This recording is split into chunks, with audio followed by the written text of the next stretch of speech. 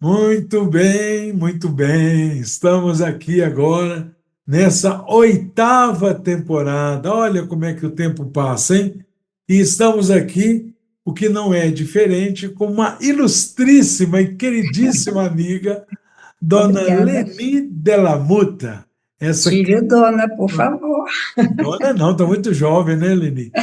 Mas então, nós primeiro a gente gosta sempre de agradecer o seu aceite, que vai abrilhantar muito, nos honra muito a sua presença, vai contar suas Obrigada. histórias, um pouquinho só da sua vida de serviço à Obrigada. fé, à humanidade, e todos que vão assistir vão aproveitar e ter o privilégio de aprender sentadinho na poltrona, tranquilo, sem sofrer, sem passar os apertos e apuros É, que Leni passou, né? Ela vai contar um pouquinho não só dos apuros, mas das flores, né, que o pioneirismo sim. traz. Leni, você sabe, nossos queridos espectadores também sabem, mas a gente sempre repete que nesse Uma Graça de Podcast, nós não apresentamos os convidados, as convidadas. Eles é que se apresentam. Então você fica à Bom, vontade para se apresentar, falar o que tá você ótimo. quiser e para a gente conhecer um pouco mais. Porque apesar de ser muito famosa, mas Ah, meu Deus. tem muita gente que ainda não te conhece, né? Então, quem é a Leni Delamuta? Ai, tadinha. Eu sou enfermeira, né, de formação, e aos 20 anos eu me tornei Bahá'í. Eu estou agora com 66, 66, vivo no Amazonas. Trabalho no Amazonas, em Iranduba, mas eu sou de Piracicaba. Então, eu vivo lá e vivo cá, vivo lá e vivo cá. É muito gostoso isso, que é quando nós estamos na região sudeste, centro-oeste, nós vemos os nossos amigos trabalhando, criando algumas atividades comunitárias, aí nós levamos essas ideias para o Amazonas, para Manaus, Iranduba, área indígena de Coatá, e Kaiaué, que fica no Rio Canumã, no município de Borba, e é muito interessante que a gente vai adaptando a nossa realidade, construindo uma forma de fazer diferente, né? Mas o objetivo é o mesmo. E eu acho que a emoção, ela está nisso, em você sentir aquela ideia que vem e ir para o campo com seus amigos, né? Consultar, olha, surgiu essa ideia, aí o outro diz, ah, que bacana, tem tal problema, nós podemos solucionar. Aí o outro já vem, ah, mas e se a gente fizesse assim? Ah, legal, vamos experimentar. Aí a gente vai para a ação, aí avalia, aí replaneja, e a coisa vai crescendo, e dá muita adrenalina mesmo. Muito bem. Aí eu acho que não passei nenhum apuro, não. Acho que foi Mas mais alegrias. Mas a Hã? Leni, quem é a Leni? A Leni nasceu em Piracicaba, nasceu onde que Eu nasceu? sou piracicabana, do interior da zona rural de Piracicaba. Eu sou de um distrito que se chama Artemis, que antigamente chamava Porto João Alfredo. Nome de Deus, hein? Piracicaba, porque Piracicaba tem um rio maravilhoso, né? Rio Piracicaba. Só que na cidade de Piracicaba, ele tem pedras, ele faz cascatas, né? Tipo mini cachoeiras, então ele não Sim. é navegável nesse trecho. E lá em Artemis é a parte navegável. Então, Ah, quando Piracicaba começou, quase 300 anos atrás, ela começou em Artemis, porque os navios vinham, né? Os navios a vapor vinham e descarregavam no Porto João Alfredo, que era uma fazenda, João Alfredo, e descarregava as mercadorias ali. E ali começou o povoado. E depois veio para Piracicaba mesmo, quando tinha a linha do trem, quando já construíram a ferrovia, né? Que aí já era o trem que trazia. Então, pegava no Porto João Alfredo e com o trem vinha para a cidade. Então, é muito bonito. Piracicaba é linda. Você conhece? conheço. Então Artemis é a origem de Piracicaba, né? É origem, e eu sou de lá, eu nasci lá. Então Aí, quando eu Piracicaba é era. interior, Piracicaba é que é interior de Artemis. É, em termos históricos, sim. É, E Piracicaba é bem pertinho de Campinas, né? 50 minutos de Campinas, 2 horas de São Paulo. E nós estamos cercados de cidades maravilhosas em volta de Piracicaba. A nossa região é muito linda, né? Uma região que tem muito jovem, porque tem várias universidades, tem a USP, né? A Escola Superior de Agronomia Luiz de Queiroz, a ESALC, tem a Odonto, né? Da Unicamp, que é a FOP, tem a Universidade Metodista, tem a Universidade Municipal de Engenharia, que é a EP. Ah, enfim, eu amo minha É, cidade. Sou muito bem, suspeita a né? falar. É uma cidade lindíssima, realmente Só muito que próxima. eu sofro muito porque eu amo o Amazonas, eu amo Manaus, eu amo a área indígena, eu não sei o que eu faço, tadinha, onde que eu fico? Mas você está fazendo certo, você fica um pouquinho lá, um pouco aqui, né? Um pouco aí, né? É, fico Um um pouco pouco em em cada cada lugar. lugar. Você não nasceu em família Bahá'í, não? Nasceu, Leni? Não, eu nasci numa família católica, minha família é tradicionalmente católica, extremamente católica. E eu, quando eu era adolescente, como minha casa era frequentada por padres e freiras, eu tinha aquela vontade de servir a Deus. Então, Tinha eu vontade de pedi a quê? Deus, de servir a Ah, Deus. sim.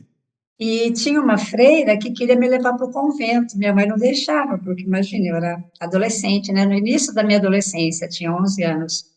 E eu chorava, eu falava, mas eu quero servir a Deus. Aquela ingenuidade, aquele romantismo, né?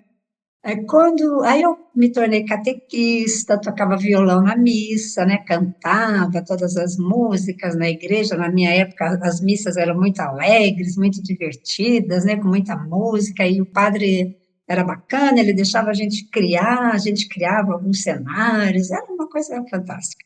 E eu era catequista. E no dia da primeira comunhão, eu fazia uma festa de arromba. Eu lembro que eu cortei uma calça comprida do meu pai para fazer gravata borboleta para os meninos. Oh, meu Aí Deus. todos foram de camisa de manga comprida, gravata borboleta, e as meninas todas lindas, né? Eu arrumava o cabelo das meninas, era aquela coisa. Eu ainda tenho fotos dessa época.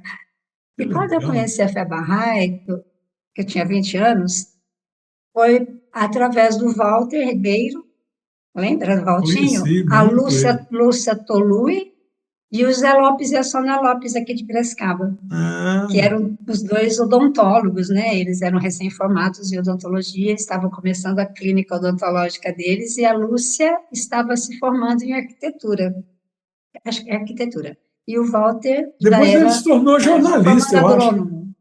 Isso, isso, a Lúcia hoje faz jornalismo. E o Walter estava se formando em agronomia. Aí o Walter frequentava a minha casa há mais de um ano, lá em Artemis, porque a minha irmã estudava educação artística, a antiga Faculdade de Belas Artes, né? Ela estudava na Universidade Metodista. E o Walter ia na universidade para fazer ensino entre os estudantes. E ele fez amizade com a minha irmã, que é extremamente católica, e ele começou a frequentar a minha casa. Só que ele frequentava no horário que eu estava saindo para a minha aula, que eu fazia pré-vestibular. Então, ele chegava, eu estava saindo. Eu sabia que ele era amigo da minha irmã, mas eu não sabia se ele era Bahá'í, quem ele era. Aí, um dia, eu não tive aula. E ele chegou. Aí, a minha irmã teve a oportunidade de me apresentar a ele, né? Apresentá-lo a mim. E aí, eu olhei para ele e perguntei assim: o que que você ensina para minha irmã? Aí ele falou assim: ele começou a falar, né? Eu estudo engenharia, de agronomia, na Exalc. E eu sou Bahá'í, aí o que que é Bahá'í? Aí fiquei fazendo pergunta, enchi ele de perguntas, sentamos, E aí quando ele o terminou, Voltinho era falante, né? muito falante, quando ele terminou, eu falei assim, e como eu faço para ser Bahá'í? Ele disse, Sério? nada, a gente encontra Bahá'ís. Aí eu falei assim, então você me encontrou. Que Aí eu coisa. virei para minha irmã e eu falei assim, olha isso, eu já sou isso, porque ele só falava de servir, servir, servir, né? E falou quem era Bahá'u'lláh, que era a continuação de Jesus Cristo, que Bahá'u'lláh estava vindo, porque a humanidade já tinha esquecido que Cristo falou, e que eu só poderia ser Bahá'í se eu amasse muito a Jesus Cristo. Falei, mas eu amo, eu sou catequista da igreja, eu amo, eu quero ser Bahá'í, falei para ele. Aí ele falou, então, você já é. Aí eu falei, nossa, que maravilhoso. E quando que eu começo? Eu queria trabalhar, eu queria ir para o campo de ação.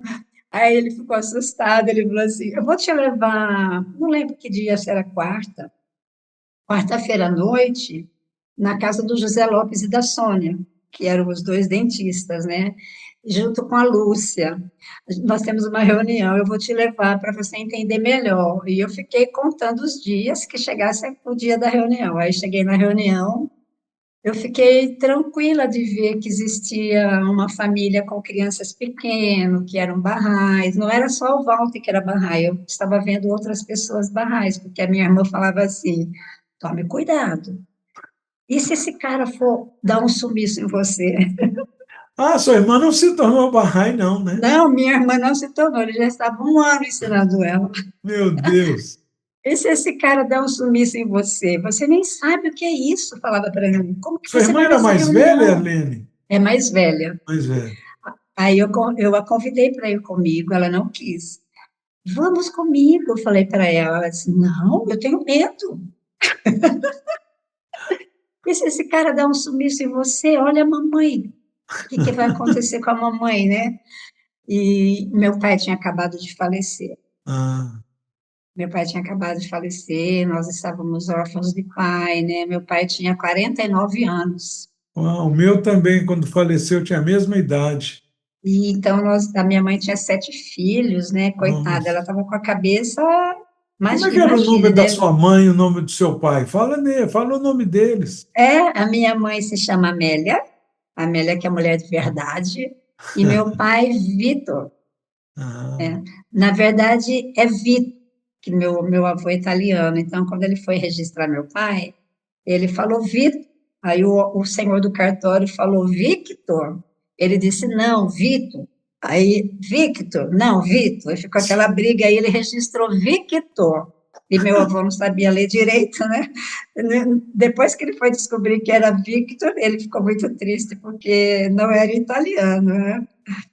E meu pai era muito alegre, ele cantava, era um homem maravilhoso. E ele, infelizmente, infartou, teve um infarto, por causa do cigarro. meu pai também, só que meu pai não fumava assim tanto, mas É. tinha angina, né? Então, Hum, naquela época não tinha remédio suficiente para controlar a doença. Hoje tem, né? hoje tem. É.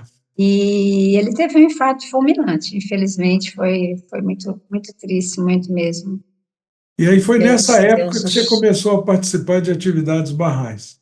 Sim, sim. Aí eu comecei a participar aqui em Piracicaba, e o doutor Morragier, em 79, né?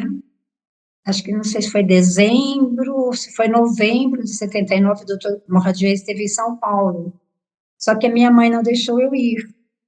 Minha mãe ficou com medo. O Walter me convidou, que ele foi para a conferência que teve, e minha mãe não deixou eu ir.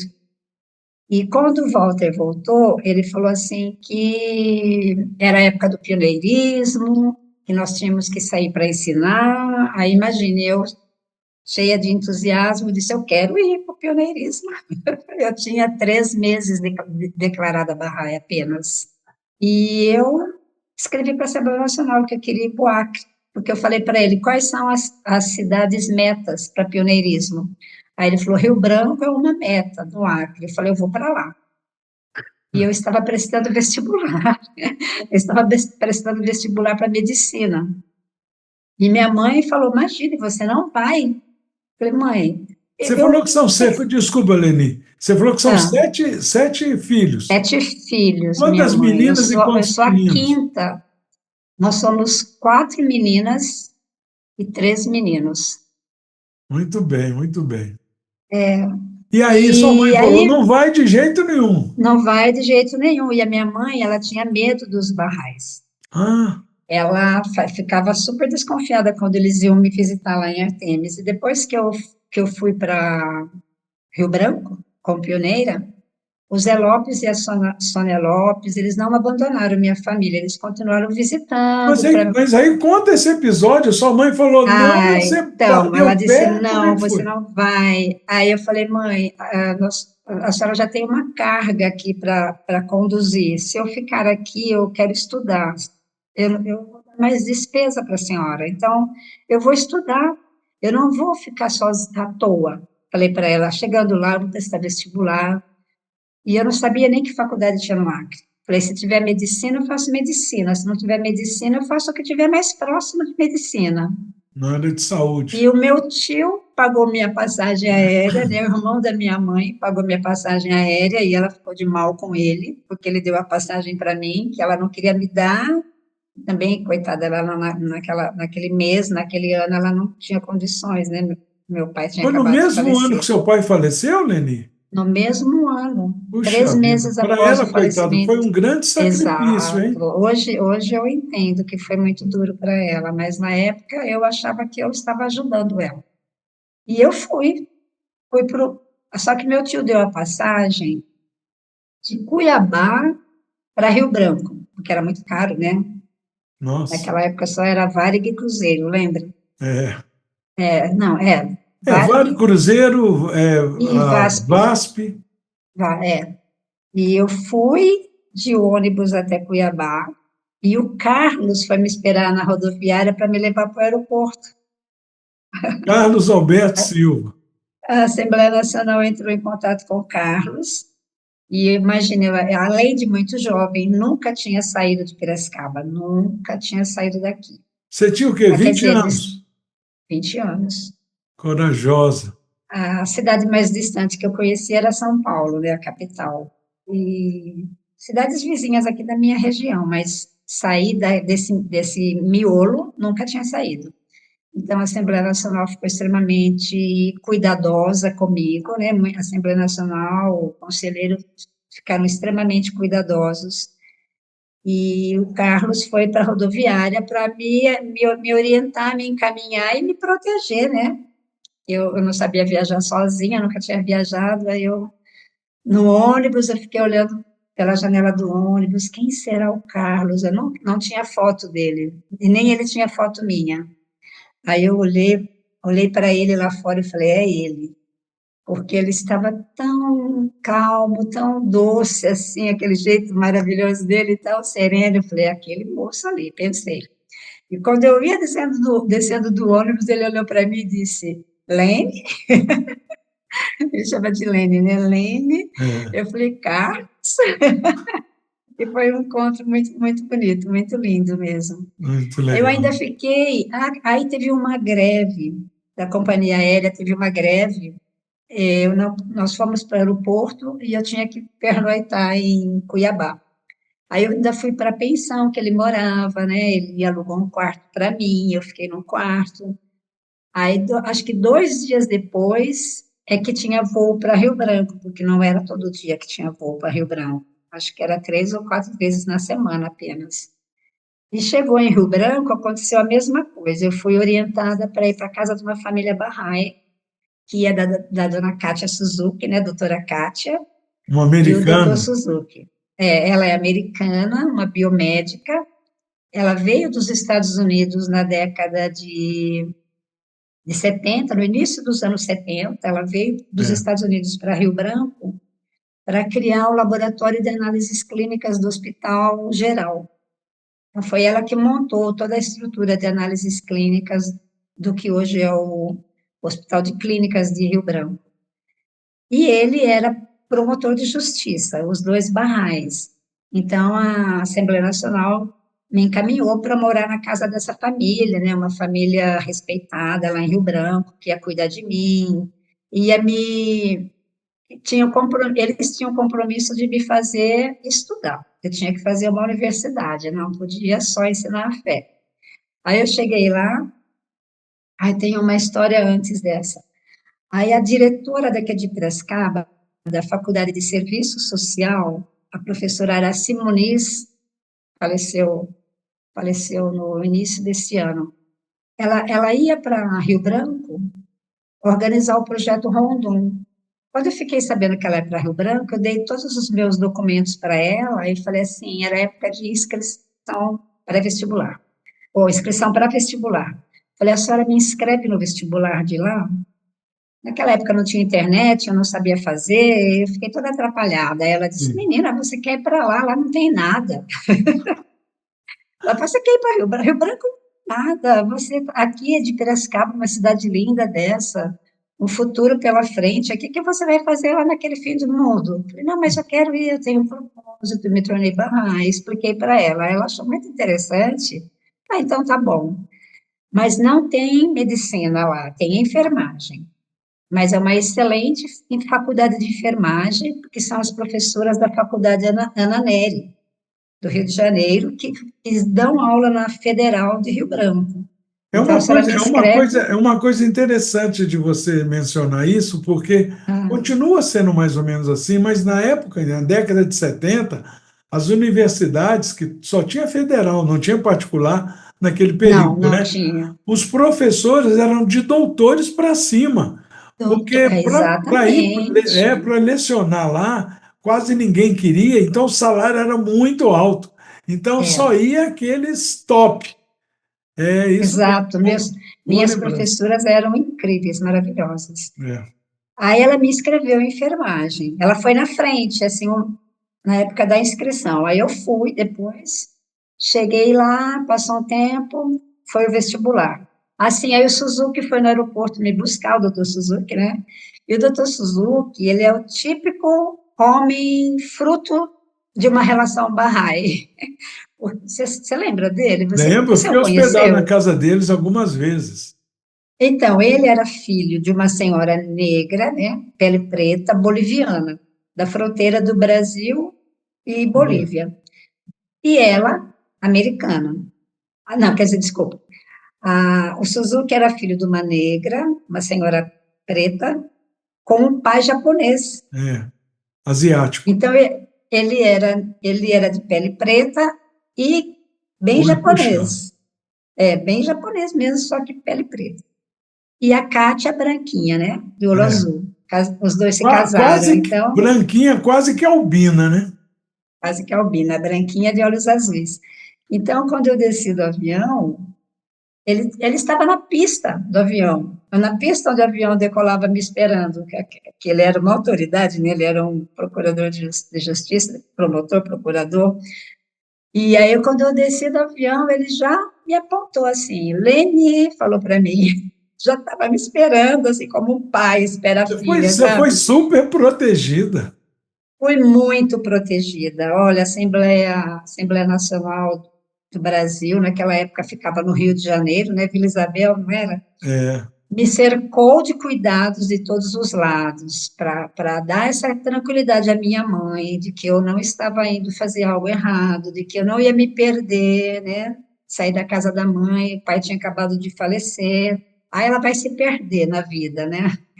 Não aconteceu isso, graças a Deus. Então, eu fui muito bem cuidada. Fui cuidada pelo Carlos, depois eu fui cuidada pelo Suzuki, a Kátia. E uma coisa interessante, quando eu cheguei em Rio Branco, eu já fui procurando os barrais e já montando aula de criança, fazendo reunião devocional, ia ter eleição do delegado.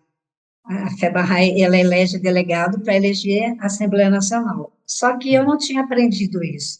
Aí a Assembleia Nacional mandou Emélia Basrei para me ajudar a eleger o delegado em Rio Branco. Aí a Emélia chegou, viajou pela estrada. Emélia, nesse período, acho que morava em Porto Velho, né? Exato. Ela foi de Porto Velho para Rio Branco de ônibus. E aquela estrada, ela é terrível. A É, estrada era de barro, é. Hoje muito não ruim, existe muito. mais, né? Está asfaltada, É. graças a Deus. A Emélia chegou na porta da Kátia, eu só via os olhos dela e os lábios e os dentes branquinhos dela. Ela era só barro. É porque Aí era muita poeira, né? ela bateu palma e eu abri a porta. Eu fiquei olhando aquela mulher toda de barro. Ô, Leni, Aí eu fiquei olhando. Leni, a gente falava, quando a gente ia a Porto Velho e a Rio Branco, a gente falava que a gente respirava o ar de Rio Branco, e principalmente de Porto Velho, e cuspia tijolo. É verdade? Depois eu viajei por essa estrada, eu senti o que a Emélia sentiu. E o bagageiro do ônibus embaixo, o porta-malas, né, que fica embaixo do ônibus, era tanto buraco na estrada, a tampa caiu. E as malas caíram na lama, Estrada. que era lama, se chovia, depois fazia sol, virava poeira, né? É. E sujou todas as roupas da Emélia. A Ah, mala dela sujou, ela não tinha onde você falasse assim, olha, aqui se salvou. Era o cabelo, a roupa, o tênis, as roupas da mala, a mala. Aí Kátia chega atrás de mim e abre os braços, Emélia, e aí que eu fui entender quem era aquela pessoa. E aí ela tomou banho, o piso do banheiro ficou que era só barro. Aí ela tomou banho, tirou todo aquele barro. Aí olhou para mim e eu, assim, super curiosa, né? Nossa, o que que ela veio de tão longe para me ajudar, né? O que que a gente vai fazer? Aí ela olhou para mim e falou assim: Eu vim te ajudar a eleger o delegado. Aí eu fiquei séria, sabe? Eu falei: Café Barrai tem delegado? Ela disse assim: Você não é pioneira? Eu falei: Sou. E não te ensinaram o que que é o delegado? Eu falei: não deu Eu só tempo. sabia. Não Olha, eu deu só tempo. sabia, Padinha, não deu tempo. Eu só sabia que Banraulá era mensageiro de Deus, que continuava Jesus Cristo e que eu acreditava nele. E que ele tinha um filho que chamava Abdul-Bahá. Sabia quase nada de Shogefendi e sabia que tinha uma Assembleia Espiritual Nacional que ficava em Vila Isabel, no Rio, que organizava todas as atividades e nos orientava. Eu só sabia isso. É o Eu não suficiente. sabia mais nada, não sabia mais nada, mais nada, mais nada. E a Emélia ficou de queixo caído. Aí todo dia ela tirava 2 horas para estudar comigo, para me contar a história, quem foi o Babi, como o Babi se declarou, que eu também não sabia. Eu sabia que ele Coisa existia, mas eu não maravilhosa. sabia a história, sabe? E aí ela ria, ela dizia, como que te deixaram sair com pioneira? Você não sabe nada, você não sabe nada. Eu realmente não sabia nada. Eu fui aprendendo depois com a Kátia, com a Francisca, que é uma Bahá'í muito antiga de Rio Branco, a Francisca me ensinava, o Antônio José, que na época era marido dela, e comecei a ler, né? A Emélia me Francisca, recomendou os Francisca é uma livros. que depois mudou para Cuiabá? Ela está lá ainda em Rio Branco, ela Ah, também é então não é essa não, é enfermeira, outra, essa é outra. a Francisca também é enfermeira, uma pessoa fantástica, maravilhosa, membro da Assembleia Local hoje. E, nossa, tem muitas histórias, dá Sim. para fazer centenas de livros. E começamos a trabalhar, eu fui aprendendo. Aí quando eu ligava para minha mãe, ela ainda tinha aquele medo, né, que não era para eu estar lá, não era para você estar tão longe. Ela dizia assim, onde é esse Acre? Onde é esse Rio Branco que eu não sei? Você Mas podia foi falar com ela, mãe, Acre. o Acre é aquilo que era Bolívia, que o Brasil comprou, trocou por uma estrada de ferro. Aí, meus tios, meus primos, às vezes entravam em contato comigo assim, porque eles não sabiam nem que eu tinha viajado. Mas aonde você está? Por que você foi embora? Eles não entendiam. Então, foi um período difícil. A parte difícil da minha ida como pioneiro foi esse sofrimento deles, que achavam Eu, que tinha me perdido, né? Que eu ia me eu, perder. é, Essa foi a parte difícil. eu acho que Mas nós, foi, Aleni, eu acho que nós brasileiros, barrais dessa região, sul-americana de um modo geral, mas nós brasileiros, a cultura nossa é uma cultura muito amorosa, sabe? De muito é apego à família, essa mistura de verdade. italiano, mistura de tantos povos do mundo, de africano. Eu É fico vendo, o verdade. Guardião amava a África. Eu acho que quando Deus criou o mundo, eu sempre digo isso, eu acho que ele pulverizou um pouquinho de cada coisa em cada lugar. Na África, ele pulverizou foi muita alegria. Porque eu não É, conheço uma criança, não vejo um vídeo de qualquer povo da África, por maior sofrimento que eles estejam passando, que não esteja sempre sorrindo e dançando. é Então, é um povo verdade. muito alegre, né? Nós temos no nosso sangue esse sangue de alegria, né? Nós temos os italianos, temos os espanhóis, temos os portugueses. é tanta mistura que a gente virou isso que a gente é. E eu acho que esse amor que a gente tem um pelo outro, esse apego, é que causa esse sofrimento. Quando a gente saiu de Pioneiros de Belo Horizonte para Salvador, e olha que é pertinho, não foi Piracicaba, Rio Branco, não. Foi Belo Horizonte, Salvador. Parecia que a gente ia morrer de saudade da mãe, da família. Eu também já não tinha pai. Então é uma coisa assim extraordinária.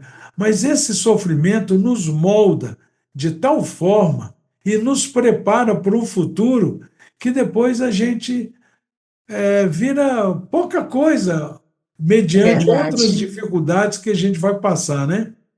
Mas verdade. incrível, incrível. Mas e aí? Então seus tios ficavam preocupados com a distância e E onde era esse Rio Branco? Onde é esse Acre? A minha mãe dizia assim: eu nunca ouvi falar desse Acre. E a minha família é muito grande, sabe? Temos muitos primos, eu tenho muitos primos homens. Então, eles são muito protetores e super carinhosos, e, enfim. Italiano, você sabe como é, né? Fala muito, gosta muito de todo mundo perto, e eu sofria a saudade deles também. Tinha dias que eu chorava de saudade, mas era muito longe, né? Para vir era muito longe, era muito caro, a passagem era muito cara. Mas deixa eu te contar uma coisa legal. Aí a minha mãe insistia em falar para mim que era para eu ter prestado vestibular aqui. Se você era para você fazer enfermagem, por que você não fez aqui? Mas só que aqui não tinha enfermagem. Tinha medicina, mas não tinha enfermagem. uhum. Acho que a Unicamp criou a enfermagem um ano depois que eu já estava lá. Só tinha no Rio de Janeiro, né, a faculdade, a famosa faculdade Ana Nery. Aí eu orei, sabe, eu ajoelhei e falei para Barra, olha, se eu estou errada, se eu estou contrariando a minha mãe, eu vou reprovar no vestibular. E eu nem estudei, eu só fui ensinar fé, dar aula para criança, não estudei, não peguei livro, não vi nem o programa do vestibular que ia cair na prova. Aí, no dia do vestibular, acordei cedo, fui fazer. Mas sabe quando você vai fazer assim? Eu estava De- quase convencida que eu ia ser reprovada, que era para eu voltar, por causa do sofrimento da minha mãe, que eu estava muito preocupada com a minha mãe. Acredita que eu passei em primeiro lugar no vestibular? Que coisa, né? Que coisa. São fatos extraordinários. Passei em primeiro lugar no vestibular. Aí no outro dia, também não vi o resultado. Quando saiu o resultado, era só telefonema na casa do doutor Suzuki. O pessoal que conhecia ele, né, que já tinha lido no jornal, naquela época era jornal, meu nome lá. Olha aqui, aquela moça que está na sua casa, ela passou em primeiro lugar. Que Aí eu falei, coisa ai, incrível. obrigada, Barrola, obrigada, Deus. É uma confirmação que eu não errei, porque eu fiquei com a minha consciência pesada, né, que eu tinha cometido um erro. Aí eu fiquei muito feliz, muito grata a Deus, Nossa. muito agradecida. Não era merecimento meu, não foi merecimento meu, porque eu É não uma realmente prova de não Deus, é tinha. uma prova que a gente chama de prova doce, né? Foi uma confirmação, É, foi uma brisa de confirmação. é. E a partir dessa confirmação, eu finquei o pé no chão e assumi que eu era uma pioneira. Muito bem. Aí eu, Você sabe assim, de vez em quando eu meto minha colher aí de pau, porque nós estamos conversando, né? Eu sei que italiano fala, sim, mas mineiro também não fica atrás, não, viu? Minha mãe também, o nosso sofrimento é muito semelhante, porque o sofrimento maior nosso, porque depois de Salvador, bom, fui para Recife, depois Fortaleza, Belém, depois Manaus, tantos anos. E minha mãe, minhas irmãs, eu tenho duas irmãs, eu e era minha mãe. Minhas irmãs ligavam para mim, a gente conversava uma vez por mês, porque além de ser caro, era demorado, né? E na minha casa tinha é, telefone, mas quando eu ia ligar, eu não tinha. Aí a telefonista fala: olha, volta daqui a 45 minutos, volta daqui a uma hora, que a ligação vai estar ai, completa, né? eu Tinha me esse negócio. lembro, me Então. lembro. Aí a gente conversava pouco. As minhas irmãs chegou um momento que pedia pelo amor de Deus. Uma delas se tornou Bahá'í. Falou, Padinha, se você não voltar para casa, mamãe vai morrer. Porque Oh, ela meu não entra no Deus. seu quarto. Se a porta do seu quarto está aberta, ela fecha antes de passar pela porta. Ela não Nossa, dá come vontade de nada que chorar só de pensar. Então, ela não come nada que você gostava, ela não faz aquele pão que você. Então, tudo que te lembra, ela não Nossa, a gente faz. sofre. Então, ela Dói, vai dói, morrer. dói. Aí a minha irmã falou, ela vai morrer. Quem salvou essa situação foi Solange, irmã do Carlos. Amado Solange, Carlos. Solange uma vez a gente morava juntos na sede de Salvador, né? E uma das viagens que foi feita para Vitória, Solange foi e passou por Belo Horizonte. E nossas famílias eram muito amigas. Ela foi lá em casa almoçar e tal. E aí, na conversa com a mamãe chorou muito, não quis almoçar, e com muita saudade de mim, essa coisa toda. Já tinha um ano que eu tinha saído para Salvador. Nossa, Aí Solange foi perguntar para a mamãe o seguinte: falou, dona Geni, o que que a senhora esperava da criação que a senhora deu para o Padinha?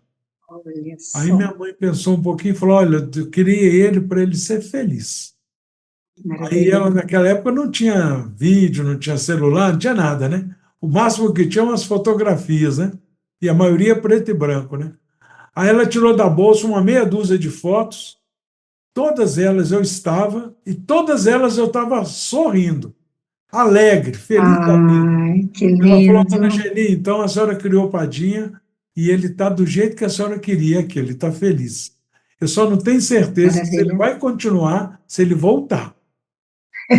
Aí ela foi e falou assim, então deixa onde ele está, porque ela... Olha só, E aí ela se acalmou e foi passando, e teve na conferência da Bahia, ela foi, ficou um mês em Salvador, que pronto, e lindo. assim foi, vai acomodando. E você vai chegar no momento que a sua mãe também vai se acomodar, né? É, agora ela faleceu já, minha mãe, mas ela começou a ler os livros Barrais pouco a Então, pouco, e ela amava os livros de orações. E quando então. ela estava no hospital, já bem, bem mal, né? Já próximo da partida, eu falei para ela assim: a senhora acredita que Bahá'u'lláh veio continuar o que Jesus ensinou? Ela disse: eu acredito. Que lindo. E depois ela começou a admirar o meu trabalho, né? Quando ela viu que eu estava com uma família, que eu estava bem cuidada. E eu tinha um peso na minha consciência de ter deixado a minha mãe viúva, né? Com eu tinha dois irmãos menores do que eu, os outros eram mais velhos e dois menores. Então eu comecei a trabalhar, eu dava aula para o ensino médio à noite, numa escola de padre. Como aqui nós temos um ensino médio forte, lá em Rio Branco tinha muita carência de professor.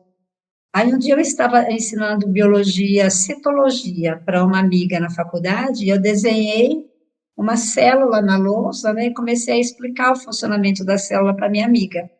Aí para um dono de uma escola particular passou e viu eu dando explicação para minha amiga de citologia, a divisão celular, tudo. Aí ele me chamou, ele disse: vem cá, eu estou precisando de um professor de biologia para o ensino médio. Primeiro, segundo, terceiro ano do ensino médio. Você quer dar aula no ensino médio? Eu disse, eu? Mas eu não sou professora, eu sou estudante de enfermagem. Não, você é muito boa, você vai ser minha professora de biologia. Comecei a trabalhar. Só que antes eu trabalhava com a Kátia, que a Kátia, ela era a biomédica do Hospital das Clínicas de Rio Branco, do Laboratório Geral, e ela também tinha um laboratório de análises clínicas particular, que ela era sócia com outra bioquímica. E eu sou técnica de laboratórios médicos, eu sei fazer as análises, né? E ela precisava de alguém na análise de fezes, parasitologia. Emília Ela também disse, era nossa, isso. Emília também fazia análises clínicas, né? porque no ensino médio a gente tinha que escolher uma área, lembra? Na década de 70, É, o ensino médio você tinha que escolher uma área, ou exatas, ou biomédicas, é. né? Ou Humanos. sociais. Aí eu fui para a área médica de análises clínicas. Aí a Kátia viu meu diploma, falou: Nossa, você vai trabalhar no laboratório à noite, porque a faculdade de enfermagem era de manhã e à tarde. Era período integral a faculdade federal. Aham. E a minha mãe não podia me mandar dinheiro para eu fazer cópia dos livros, comprar livros, pagar ônibus. Então eu trabalhava à noite para comprar as minhas coisas. Eu não pagava nada na casa da Kátia, não pagava pensão para ela não permitia, né? Nem ela, nem o Suzuki aceitava nenhuma ajuda financeira minha, nenhuma. É. Eles é que me davam as coisas. Às vezes eu chegava em casa, eu entrava no quarto, tinha calcinha, Sim, sutiã, essas coisas que jovem precisa comprar, né? Que ela sabia que ela sabia que eu lingerie, estava lingerie. precisando, ela ia na loja e comprava roupas íntimas para mim, pijama, né? Ela ficava prestando atenção. Às vezes as minhas camisetas, né, para ir para a faculdade, já estava gasta, desbotada. Eu chegava em casa, tinha 2, 3 camisetas em cima da cama, presente para mim. Eles eram maravilhosos. Não sei falar no carro. Eu era a única aluna que ia para a faculdade de carro, porque o doutor Suzuki foi trabalhar como promotor de justiça em Tarauacá, que é interior do Acre, e a doutora Kátia, ela era responsável pelo laboratório do Hospital das Clínicas, então muitas vezes ela passava a noite no laboratório.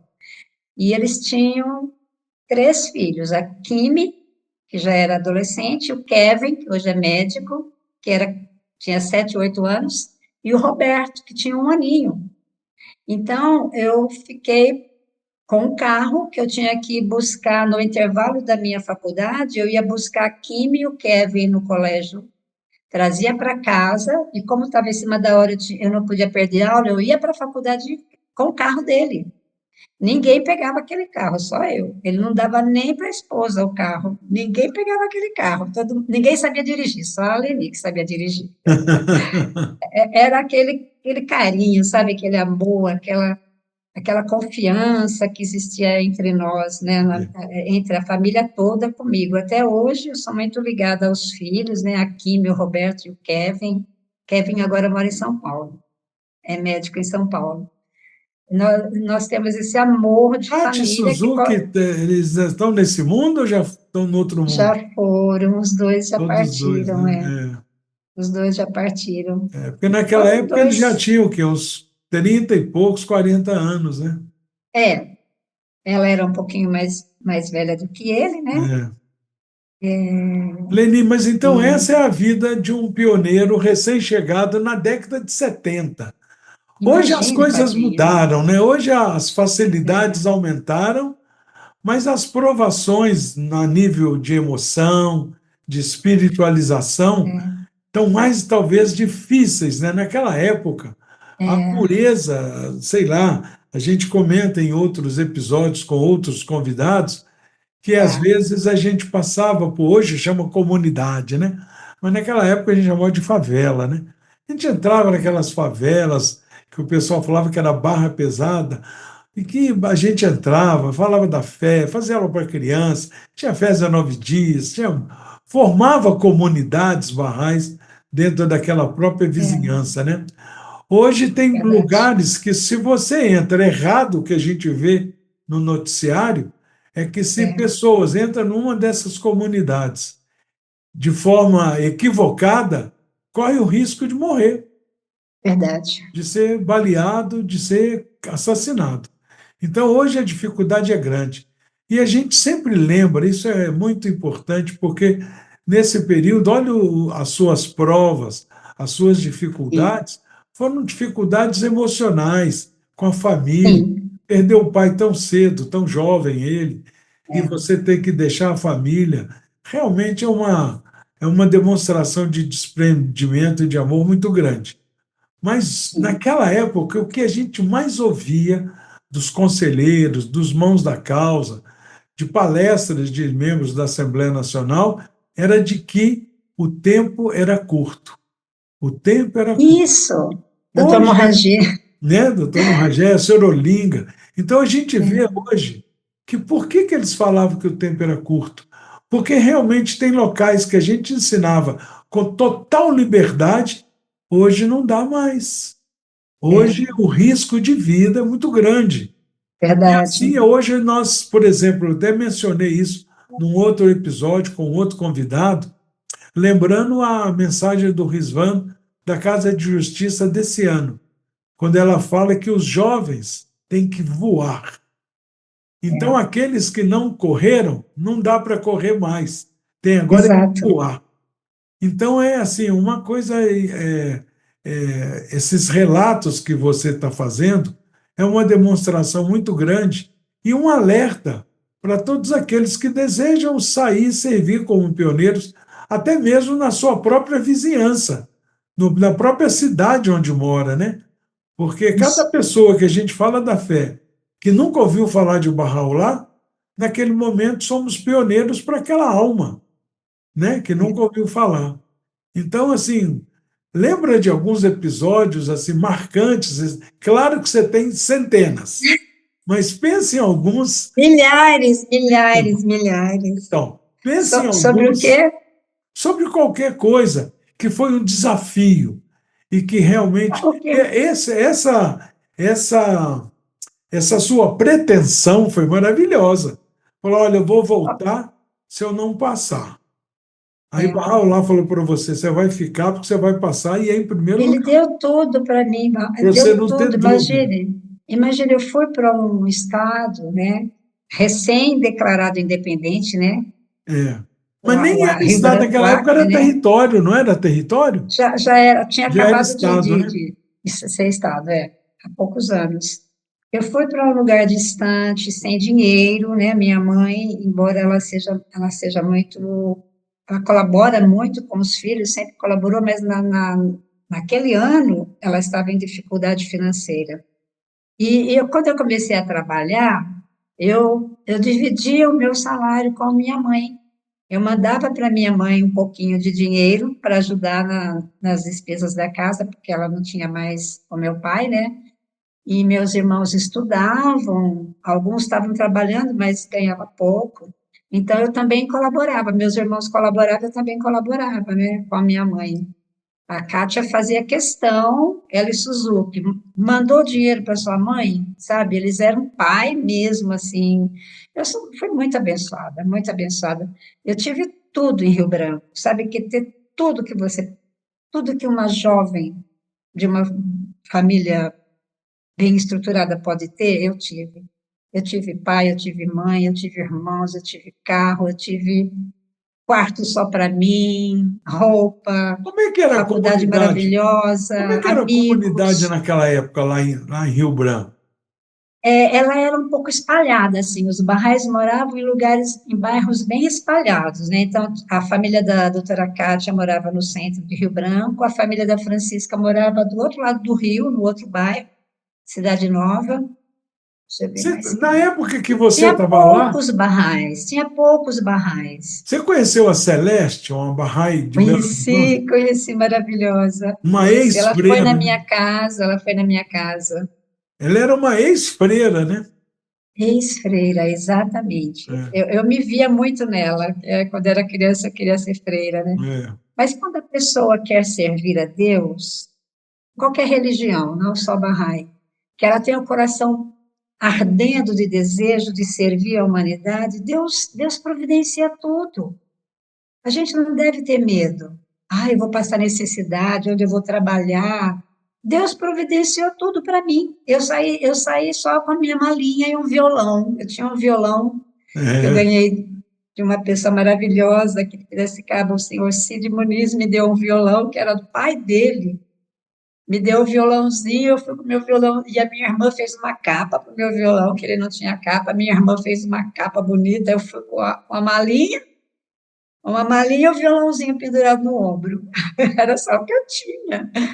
E poucas roupas, eu não tinha muitas roupas, porque onde eu morava era interior. Eu tinha a roupa necessária para uma jovem, né? E cheguei em Rio Branco, eu tive tudo, tudo, tudo. Deus me deu tudo. E além do carinho, da proteção, né? De viver dentro de uma família incrível e cursar uma faculdade maravilhosa. Minha É. faculdade foi maravilhosa. Período integral. Hoje a faculdade de enfermagem, ela começa a aula às 7h30 da noite e termina às 10. Eu tinha aula de 7h30 da manhã até meio-dia. Aí de 1h30 até às 6 da tarde. Eu tinha aula o dia inteiro. A Porque preparação era muito mais forte, né? naquela época a enfermeira ela era preparada para trabalhar no interior do Brasil, onde não havia médico, né? Então nós É, éramos preparadas para assumir o município. é. nós tivemos uma boa formação, todas nós. Eu tenho as minhas amigas da faculdade de enfermagem, a Halle mora em Brasília, a Mira ainda mora lá, a Fátima mora em Goiânia, nós não perdemos o contato, nós ainda temos contato. Formou uma amizade maravilhosa. Enfim, Lá Padilha, você ficou quantos anos, Leni? eu fiquei de 79 até 95. Em 95 eu fui para Iranduba, para ajudar na ADICAM, Iranduba é né? onde? Iranduba é no Amazonas, é Não depois entendi. de Manaus. É. Isso. Você foi em Iranduba alguma vez, no Claro, Amazonas? claro. Claro, né, Padinha, que você foi em Manaus, Iranduba. É, Aí em 95 eu fui para lá e fiquei. Aí eu vim para Piracicaba em 2003, pedi afastamento sem ônus, né, que eu sou concursada lá da prefeitura. Outra confirmação, o primeiro concurso que teve para enfermeira, eu falei com Deus, espero que eu passe, era só uma vaga só, tinha um monte de candidatos, sabe quando tem concurso público, tem candidatos de outras cidades? Falei, nossa, eu não vou conseguir nessa ter uma vaga, pois eu não passei. isso em Iranduba, né? Iranduba. Estou até hoje, graças a Deus, um trabalho Não teve um maravilhoso. período que você também morou em Cacau Pireira? Morei.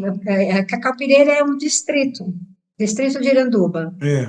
É, Quando nós fomos começar o núcleo de instituto, a nossa primeira experiência de desenvolvimento de uma comunidade, a primeira experiência da Assembleia Local de Iranduba foi com Cacau Pireira, né? Quer dizer, é. Iranduba sempre teve esse grupo de desenvolvimento, mas pegar um bairro do zero, né, começar um processo de instituto, a primeira experiência foi no Cacau Pireira, em Iranduba. Ele fica bem perto de Manaus, de frente para o Rio Negro, de frente para Manaus. Sim. Ainda o trabalho continua lá, né? Tem O um núcleo de pessoal instituto muito costumava forte. dizer, o pessoal costumava dizer que a vista mais bonita de Cacau Pireira era Manaus. Manaus é muito lindo. É porque vê Manaus. É de frente, né? É, Dos lados e atrás era só mato, né? Era é. só mato. Hoje já está bem populoso. Mas é lá, você tocou no assunto de Cacau Pireira, lá a própria comunidade, ela está levando o processo de desenvolvimento comunitário. Então, o coordenador de desenvolvimento comunitário, facilitador, né, que é o nome correto, facilitador de desenvolvimento comunitário é um jovem do Cacau Pireira, a coordenadora de instituto é uma jovem também do Cacau Pireira.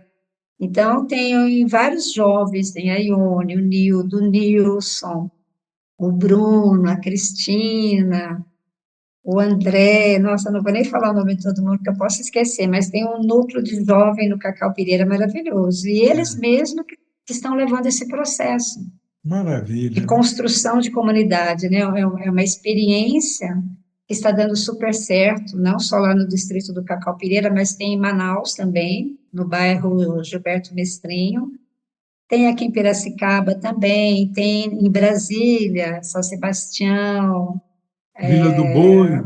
Vila do Boa, Então, cada um tendo a sua experiência conforme a sua realidade, que está dando muito certo. É. Então, é nesse trabalho que agora nós estamos fixos. A É escola esse agrícola, como é trabalho. que está hoje a escola agrícola de Iranduba? Não tem mais, É, não. não Ela não tem. tem mais, assim, local. O curso, ele está nas comunidades. Ah, Então, nós temos as comunidades do Rio Negro e temos as comunidades dos Solimões. Então, continua nas comunidades. Mas o trabalho de desenvolvimento Bahá'í é dentro de Iranduba, na sede de Iranduba e no Cacau, no município de Iranduba, né? E Manaus tem uns 3, 4 bairros em Manaus também. Está dando muito certo, Padinha, é um trabalho muito maravilhoso. Quando nós falamos assim, que Barrola veio para continuar os ensinamentos de Jesus, para estabelecer a paz na terra, muitas pessoas falam: mas vocês são sonhadores, isso daí é uma ilusão, isso não vai acontecer. Você olhando do micro para o macro, né, o crescimento orgânico, é uma coisa perfeitamente possível. Claro. E nós não trabalhamos sozinhos, nós trabalhamos em parceria. Então, nós convidamos o pessoal da igreja para trabalhar com a gente, convidamos a Secretaria de Saúde, a Secretaria de Educação, Secretaria de Assistência, as ONGs que atuam ali no bairro, sabe? Professor de taekwondo, jiu-jitsu, a polícia militar. Então, eles entram nas atividades como parceiros. Vão lá fazer palestra, vão fazer uma atividade específica de aula para criança, um grupo de pré-jovem, com os pais. É algo incrível. É, Aí porque você vê hoje os países reunidos tentando, né, nós estamos tendo reunião do G20, né? Independente deles estarem fazendo certo ou errado, dos erros deles, mas o mundo ele está convergindo para esse pensamento, vamos fazer a paz, o que precisamos para nos unir, para trabalhar juntos, né? Então, são ensaios que vão caminhando e que nós, Barrais, vamos nos somando a eles. exatamente, Então, a exatamente. gente se soma aos católicos que estão trabalhando para desenvolvimento de comunidade. Então, os barrais se somam com os evangélicos, se somam com as prefeituras. Então, essa soma de boa vontade e de ideias para melhorar a comunidade é maravilhoso. É Isso. incrível o Olha, poder que essa união traz. nós tivemos uma experiência em 88, 86, eu acho. Foi logo próximo ao Ano Internacional da Paz. Em Juiz de Fora, nós morávamos em Juiz de Fora. Juiz de Fora tem uma ex-fábrica de tecido dos anos 40 que fechou e a prefeitura transformou, naquela época, não sei hoje como é que está, mas naqueles anos 80, num espaço cultural. E é um espaço cedido, tinha teatro, cinema, feira de artesanato, um monte de atividades e uma exposição. E a comunidade Bahá'í, aí a história é longa, é uma novela, conseguimos o espaço para fazer uma exposição durante uma semana em prol da paz. Foi em 86, né, no Ano Internacional da Paz, que foi 85. E aí nós tivemos a ideia, porque eles forneciam painéis, eram painéis de 2 metros de altura por 1,20 de largura, duas chapas de vidro com moldura, que de forma que a gente podia colocar algum cartaz, alguma informação dentro, e as duas placas se fechavam e as pessoas podiam ver a exposição dessa forma. Então não lembro quantos metros, mas era mais de 10 metros de comprimento, e tinha essas placas de exposição de um lado e do outro. A ideia da Assembleia Local foi que, de um lado, como se fosse do lado esquerdo, seria todas as contribuições que a humanidade, que os governos, que fizeram como contribuição em prol da paz, que não tinha nada a ver com a comunidade Bahá'í. E do lado direito, o que as comunidades Bahá'ís pelo mundo afora estavam contribuindo em prol da paz. Que Olha, lindo. a humanidade estava caminhando mais rápida do que a comunidade Bahá'í. Mas a gente via Isso perfeitamente como a influência do lado direito, que era a contribuição Bahá'í, estava influenciando o lado esquerdo ali, é que era a muito contribuição incrível. dos. Foi na Muito época da incrível. Glasnost, da Perestroika, e o Reagan com o Gorbachev, quebrou a União Soviética, né? Quer dizer, desmembrou em Aham. estados independentes. Então, foi nesse período. Então, a gente via assim, olha, isso já tem quantos anos, né? É, Isso a gente via a olhos nus, assim, ó, a olhos vistos, exato. o progresso que a humanidade estava seguindo em Sim. direção à unidade da humanidade. Então, Está isso que você, seguindo, eu não tenho dúvida, é Padilha. isso que você falou, é uma Eu, grande eu verdade. creio, eu creio muito e por isso que eu não penso duas vezes em doar meu tempo nos trabalhos comunitários que eu estou falando, alguém que não É em conhece, parceria com. nós não é ir numa comunidade fazer caridade, doações, doar uma cesta básica, não é isso. Nós estamos trabalhando Pode num ser também processo isso, né? de aprendizagem. Não, mas na maioria das vezes nós nos unimos para doar a cesta básica para alguém que está precisando, mas o trabalho mais forte é o trabalho de aprendizagem, porque nós temos a nossa intenção, mas nós não temos a fórmula É, pronta. é, Olha, faça isso que vai dar certo. isso, Nós temos a proposta de educar uma comunidade, educar as crianças, os pré-jovens, uma educação que também está sendo construída, não é um processo pronto, é, né? Não é uma fórmula pronta, olha, aplique esse livro, esse método que vai dar tudo certo. Não é assim que funciona.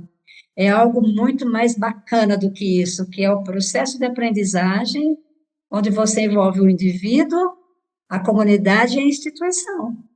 Não só as instituições barrais, que são as assembleias locais, os conselhos, mas também as instituições governamentais.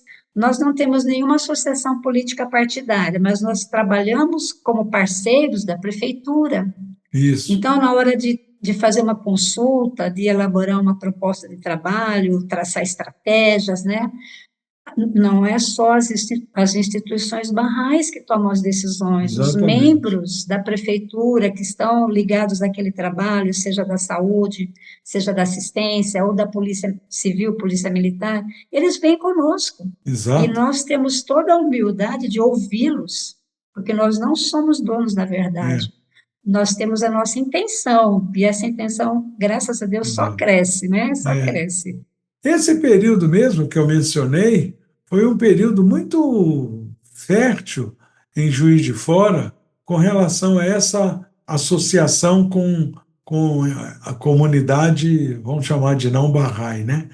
Porque, por exemplo, eu lembro muito bem, nós fizemos um projeto dentro desse período de, daquela mensagem da paz, famosa mensagem da Casa Universal de Justiça, Sim, foi espalhada pelo mundo todo. Recentemente, a gente até estudou aqui com alguns jovens essa mensagem, parece que foi escrita semana passada, né? exato. E tem tantos anos. Né? Então, nós entramos, fizemos o projeto. Nunca vou esquecer que o valor financeiro do projeto custava mais de 15 vezes o que nós conseguíamos de contribuição dos barrais durante um mês. Então, não tinha a mínima possibilidade de colocar aquele projeto em ação, porque não tinha Sim, dinheiro, nem ter dinheiro suficiente. E aí nós entramos em contato com a prefeitura, mostramos o projeto para o prefeito. Com a nossa surpresa, ele teve como adido cultural nas Nações Unidas e lá ele conheceu a FEBARRAI e ficou encantado com a FEBARRAI. Então, quando nós chegamos, achamos que a gente ia explicar para o prefeito o que é a FEBARRAI, ele que explicou para nós. Então, ele já estava encantado com os ensinamentos da fé e nós mostramos que aquela atividade que a gente ia fazer, por exemplo, ia ter um show pela paz, ia ter conjuntos barrais, ia ter grupos de samba que não eram barrais, e aí o teatro era um teatro para 2.000 pessoas, era um teatro administrado pela prefeitura. O aluguel daquele teatro, uma noite, era muito caro. A prefeitura cedeu gratuitamente. A prefeitura olha, cedeu transporte para trazer os músicos de Belo Horizonte que iam se apresentar no show. que E lindo. assim a prefeitura ajudou com um monte de coisa. O Espaço Mascarenhas, que era da Secretaria de Cultura, também da prefeitura, cedeu o espaço dessa exposição que eu acabei de relatar. Então, quanto que custou o projeto? Zero. E foi tudo em Então, que parceria com a lindo. prefeitura, em parceria com outros órgãos. A Polícia Militar fez a segurança em algumas situações que precisava de segurança, e assim é. Eu acho que nós sabemos, com muita humildade, o que fazer. Nós não sabemos é Isso. como. Porque, por exemplo, quando a É, gente lê aqui o Bahá'u'lláh, qual é o primeiro conselho que o Bahá'u'lláh dá? Possui um coração puro, bondoso e radiante. Nós sabemos o quê? Não sabemos é é, como adquirir esse coração puro, bondoso e radiante. A gente todos juntos, né? tem que trabalhar por Todos isso, né? juntos. Eu amo. convidar pessoas de outras designações religiosas, batista, adventista, Religioso ou católicos, não, né, Leni? religiosos ou não, eu É. amo convidá-los para me ajudar, sabe? Então, eu sempre procuro alguém, você poderia me ajudar? Você me ajudaria? Aí a pessoa, sim, o que que é? Aí eu conto, né? A pessoa fica desconfiada, a princípio, eu falo, mas qual é o teu propósito? Você já fez o Pai Nosso? No Pai Nosso, o que que nós pedimos a Deus? Venha a nós o vosso reino. Mas eu sou sozinha para construir o reino de Deus na terra. Se você não me ajudar, como que eu vou fazer? A gente tem que se ajudar, porque não vai cair pronto do céu, milagrosamente ou magicamente, né? Então, eu Exatamente, uso sempre essa estratégia. As pessoas acabam rindo e acabam me ajudando. Pessoas de qualquer religião me ajudam. exatamente, A exatamente. prefeitura também, porque é uma verdade. Você tem muito crédito quando você fala a verdade. A pessoa olha no teu olho, não, ela está falando a verdade, ela está sendo É, sincera. Que exato. objetivo? Eu não tenho objetivos pessoais, eu não sou política, não me candidatei, não pertenço a nenhum partido político, não recebo dinheiro de político, eu trabalho para a fé. Quando o Conselho Bahá'í está em dificuldade financeira, que não pode fazer alguma coisa, se sobrou alguma coisa do meu salário, eu ajudo.